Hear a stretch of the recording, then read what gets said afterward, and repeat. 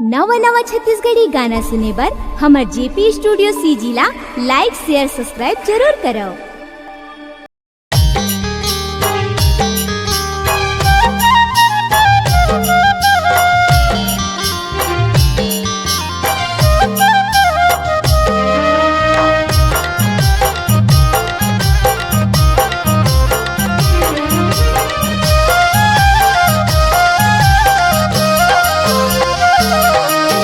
परम पूज्य गुरु सबके बन गे, परम पूज्य गुरु सबके बन गे, हासे बाबा संसार माँ।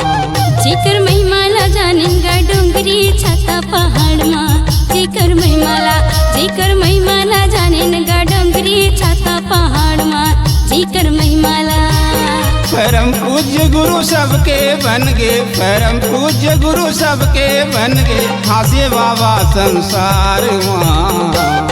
जेकर महिमाला जानेगा डोंगरी छाता पहाड़ माँ, जेकर महिमाला जानेगा डोंगरी छाता पहाड़ माँ, जेकर महिमाला।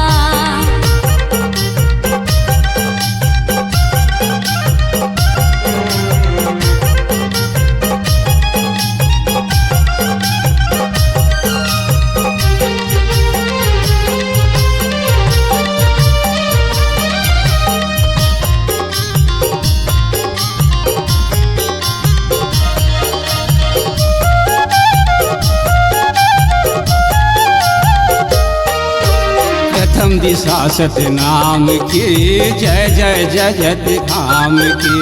सादा झंडा उच्च विचार लहरावे गुरु नाम के।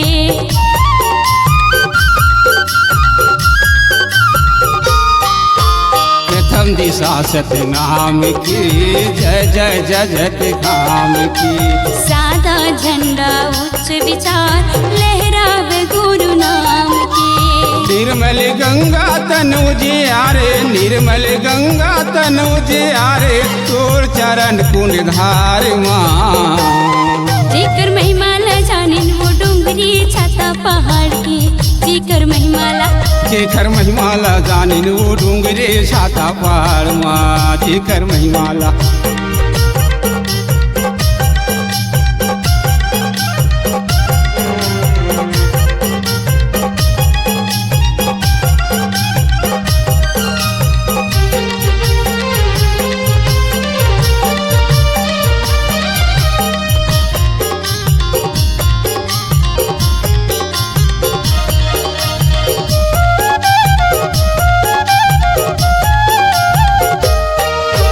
अंधियारी तन सबू की सुनना माँ, ज्ञान की दिया जलाए।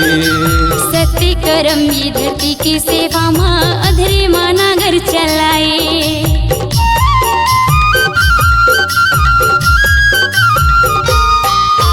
अंधियारी तन सबू की सुनना माँ, ज्ञान की दिया जलाए।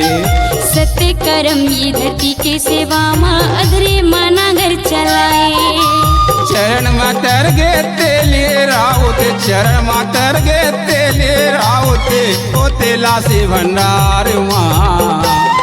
जेकर महिमाला जानिन वो डोंगरे छाता पहाड़ माँ, जेकर महिमाला जानिनगा डोंगरी छाता पहाड़ माँ, जेकर महिमाला।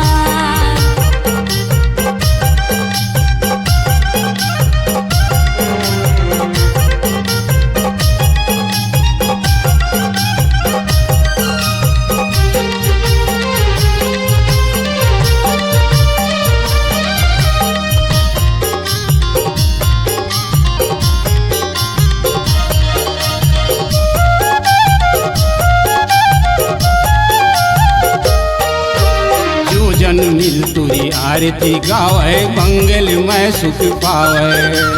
जे सुरता माँ बसे ही तोर सतलोक भर जावे।